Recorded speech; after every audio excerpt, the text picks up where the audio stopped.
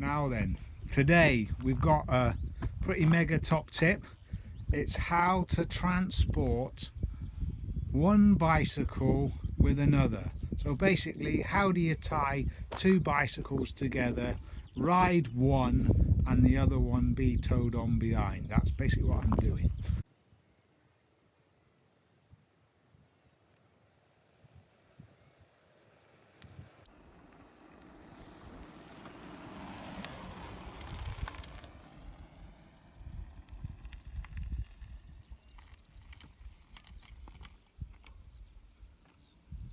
And so all that is actually needed in the way of materials, well, I've used 8 tie down straps, so cam straps. So yeah, so what I've basically done is the front wheel is strapped here,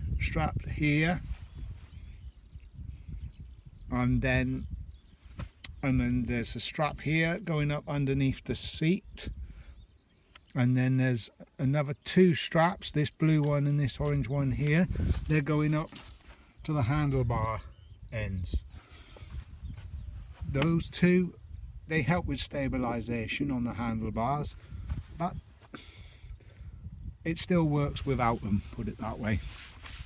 So that's, but this strap here is, this strap here is important, and these two obviously, and there's another one here which is going from this part of the frame, good to hold it back there, so as that when your foot's going round on the pedal, the wheel can't creep forward and you hit your heel on the front of the tyre. So okay, so step one is to lift the front wheel off the ground. Well, a fairly good way of doing that is by putting a brick underneath there. So that's making a 4-inch gap, something like that. So something to raise the front wheel off the ground by 4 inches. Then the second thing to do is get your pedal into position so you know that it's not going to clip the front wheel. So the wheel is far forward, but not so you're going to clip it. You're going to clip it with your heel so that you can pedal round like that. And then once you've worked out where you're actually going to put it, then you want to put this strap on, this cam strap on, and I hid the actual cam of the strap is in behind here, because you could clip the back of your heel on it if it's on its here as well, I found out. And then put this one on here, this strap on here onto the seat stay.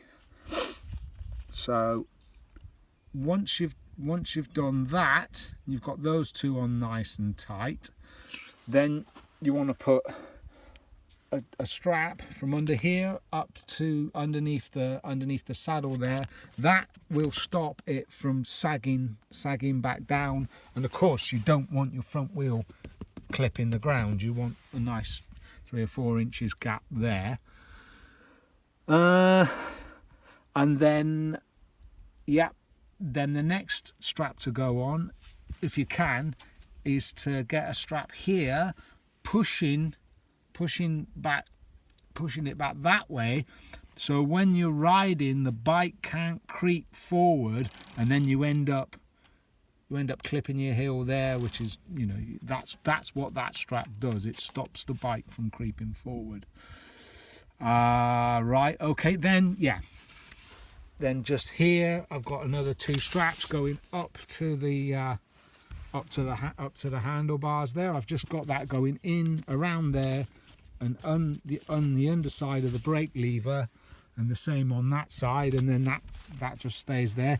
These ones don't need to be that tight. In fact, they don't want to be too tight,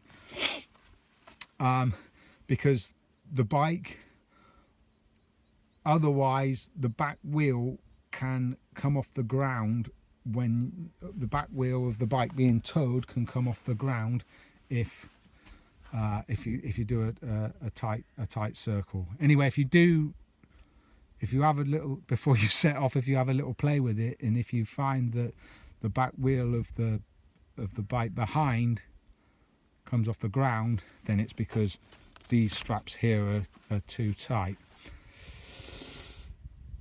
So yeah, so if you wanna take the situation was today that a friend walked a very, very long way to where I was to meet up, and then I didn't have another vehicle to give them a lift back, but I did have 2 bicycles.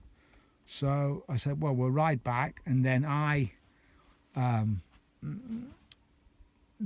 rode back, which was back about a mile, cycling one bike and holding the other bike, you know, on the stem here, and just had it parallel to the bike that I was riding. It was okay. I've done it plenty of times before, but it starts to get a bit wearing on the old arm after a mile or so. Basically, it saved petrol, and I gave a friend a lift to where they were going, and then I got both bikes back, and it's good in these times of inflated prices. But yeah, I'd be quite happy to ride with bikes like this for 5 miles. With the bikes like this for 5 miles, it was absolutely fine, and they are solid. I mean,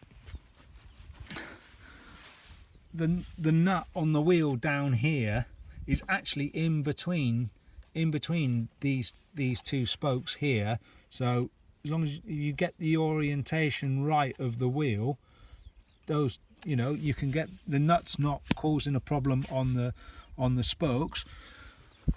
You can see, coming around this side, you can see that the back wheel is actually is going round and only missing the fork by about an inch, but that inch is enough. On test riding it, I never got it to grind on the wheel. So yeah, I think that's about it explained.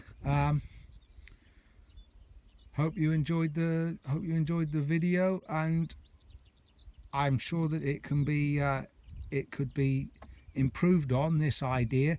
And I guess that if you were towing it, if you had a rack on your bike as well, that could potentially make things a bit easier again, because you're just getting, you know, you're getting the distances apart. But I am fully happy. I would be fully happy to ride that for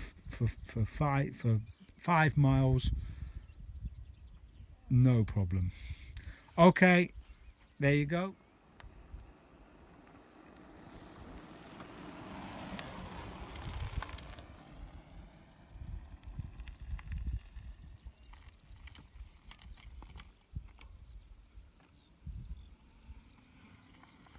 Look at that. Remember where you saw that last.